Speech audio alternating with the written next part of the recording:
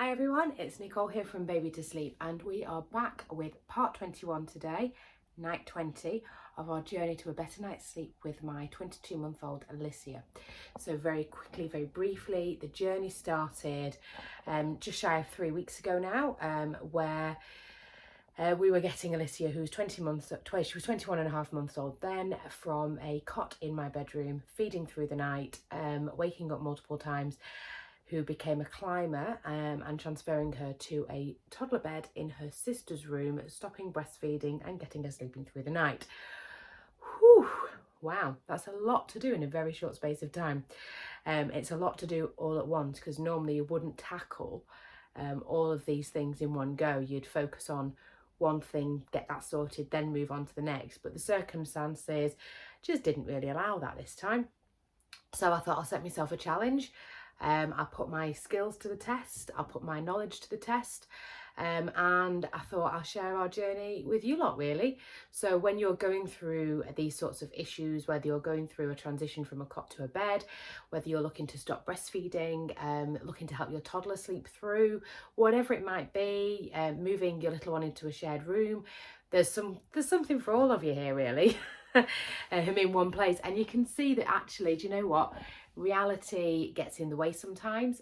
Sickness, illness, development and days out, all these things play a part in your little one's journey, and our own emotions as well. So that's why I thought, you know what, I'm going to share this with you all, so you know then that what you might be going through is totally and utterly normal.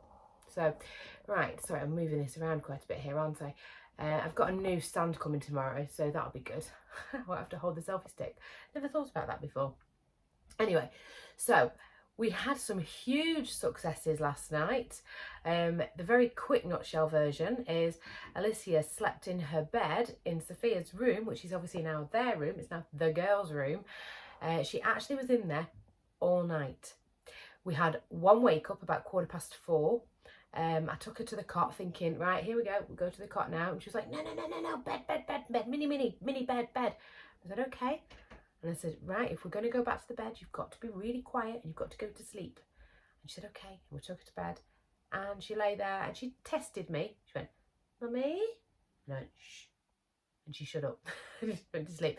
It's as if she was checking I was still here, because I tell you where I hide. I hide down here by the door, so she can't actually see me.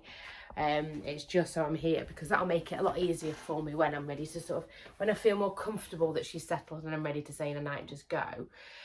I'll know that she actually isn't really needing me there. I don't want to get to the point where I'm sitting by the bed or she's demanding that I sit by the bed, because she did have a good old pat at the bed last night to say, no, you stay here. I was like, no, not happening, kiddo.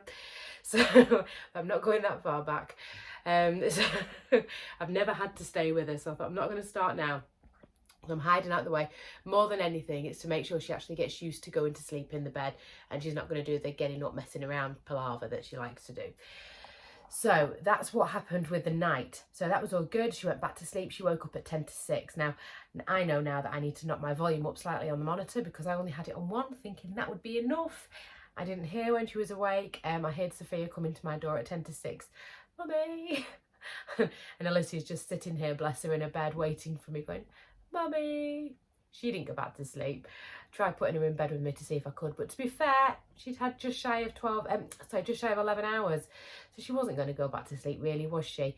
But what it did show is the issues that we are potentially going to have, which is something I didn't want, which is it may be affecting Sophia's sleep, because that means Sophia's now been awake since 10:50, but also she went to bed later last night, so that's something we're going to need to address as we get there. But to be fair, a lot of this is body clock setting, and you can see how far we've come in such a short space of time already. We've made some huge changes, and we've got some really positive results. Now, with regards to bedtime last night, so we'd spoken to Sophia, we were trying to work out how best to do things, and I made the decision yesterday, even though Alyssia had a 2-hour nap, because she'd been up early and because things were a little bit all over, I thought I'm going to put her down at 6:30. I'm going to do it separate, because there's just too much excitement. She's really excited if Sophia's in the room as well. So I thought, right, I'm going to try this and try and get her down for about 6:30. and see how that goes. And then I'll do Sophia for 7:30. Well, yeah, Alyssia wasn't a huge fan of not having Sophia here. Is, because that's what she calls Sophia. No idea why. She can say all her aunties and uncles' names. She says her friends' names and everything like that. She can't say Sophia and she can't say Alyssia. Sophia is, but I think that might come from sister. I think that's where it's come from when we say, should we go get your sister? Is. So she's now is. So bless, it's very cute. Especially the other night when she was in bed and she was asleep and all I heard was his. I was like, bless, but really shut up because your sister's going to sleep. But no, I didn't think that. I did think that, but I didn't say that, obviously. But it was very, very cute.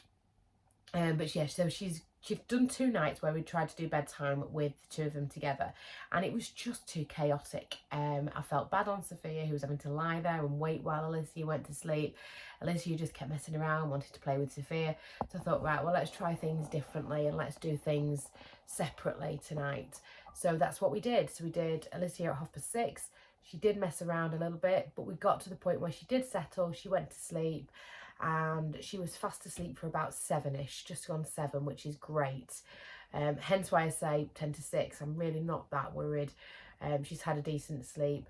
It was more the Sophia thing which was a problem, because obviously I wanted to make sure I stayed in the room until Alyssia was fast asleep. So if you've ever done any of my courses or you've ever worked with me, you will know one of the things I say is you do not leave your child until they've been asleep for about 10 minutes if you're going to stay with them, because it takes about 10 minutes to get into that deep sleep. So you don't want to be disturbing them at that point, because if they wake up and find out that you're not there within that 10 minutes, you end up starting again. You don't want to do that. So I held off, and at about 7:15, I went downstairs to Sophia. So obviously there was no way she was going to bed for 7:30 because she'd had no time with me at all. She'd been at a friend's that night because I was doing a radio show, so it was a case of she needed to spend some time with her mummy. She hadn't seen me. So also as well, she's been asked to self-tape for Edmund Northern soap as well, which will be lovely, but we had to obviously get through the script and see what that was all about. So we thought we'll give that a try last night. So she didn't end up going to bed till about 8 o'clock. But what we did do, and I wanted to test this because, and it worked, which is good. I wanted to test this because I thought, well, I need to know that if I put them to bed at separate times, Sophia isn't losing her sleep space. She's not having to go and have her story in my room, for example. She can still get cozy in her bed and have her story. Because that's important, because that's where she's winding down. That's where she's getting her connection with me and she's getting those cuddles. So I thought, right, I'm going to test this because Alyssia should be in a nice deep sleep by now. So we'll see how we go. So we come in and I'm there and I say to Sophia, right, we've got to be really, really quiet when we get into the bed. What's the first thing I do? I knock over some flaming toys that were on the side. Crash bang wallet, wasn't it? Alyssia didn't make that much of a move. She moved a little bit, so it obviously disturbed her, but it didn't actually wake her. So I was like, whoo, phew, panic over. And we got into the bed and I was able to actually read Sophia's story in her tent. We use a little nightlight to read our stories because it just makes it nice and cozy. And then go downstairs and she went to sleep. So do you know what? It was overall, all in all, a much better night before bed, through the night and everything else. It was just so much better. So I've got high hopes for tonight, but I'm also very much aware that that may not happen because sometimes things go forwards, then they go backwards again before they move forwards, and that's entirely normal. It's a process, and this is the thing, it is a process, and we can't expect our children to just do it once, figure it out, and that be it. It doesn't work that way. Consistency, habit, getting used to it. What I did notice when she was awake, I think it was about 4:15, she was sort of looking round as if to say, like, where am I? You know, not quite sure, not looking, you know, because it's different. She's spent her whole life in a cot in the room with me, and suddenly she's exposed, and you know, she's got the walls next to her, so it's a different environment completely. So yeah, it's going to take a bit of getting used to. So there's going to be ups and downs, and that's fine. But tonight is the end of week 3, so we're on night 21 tonight. So I'm hopeful. So as long as she has a good nap and she's not suddenly ill and everything like that, we're hopefully in a good place. It'll be interesting to see how we do bedtime tonight, because Sophia was up early. So I'm a bit, do I really want her to go to bed later? I don't know. So we'll see what happens tonight, but it's going to very much be a case of some nights we do it together, some nights we do it separate. And we're just going to have to figure out how to adjust to this new bedtime. Like most of you will, if you're having to have children that share, you know, you'll have to find ways to adjust, and that's what it is that we're doing. So we've come a long way in relatively a very short space of time, which is really, really good. And I am absolutely thrilled to bits. And we've had it with as minimal trauma as we can, really. It's been very much, it's kind, it's responsive, it's behavioural changes, it's preparation, it's acknowledging emotions, it's communicating, it's taking into account both the children's feelings. It's a big thing that we've been doing. Now, if you're in the same boat, by all means reach out for help. That's what I do. This is my life. I literally eat, breathe and sleep.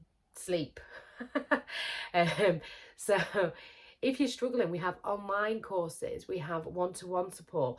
And one thing I will say to people is, don't feel that you've got to do one-to-one, and don't feel that the online might not be enough.